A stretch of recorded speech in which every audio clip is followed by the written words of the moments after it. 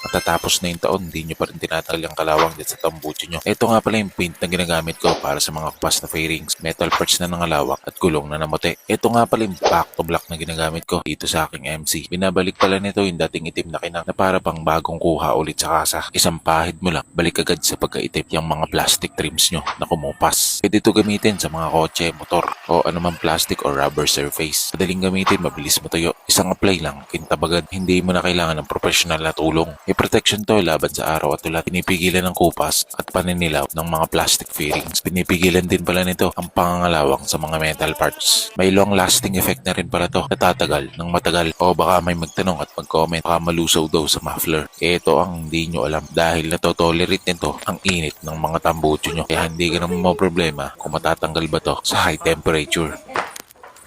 Dali, at late na. Oh, aray. Ano ba naman? Dry. Aray.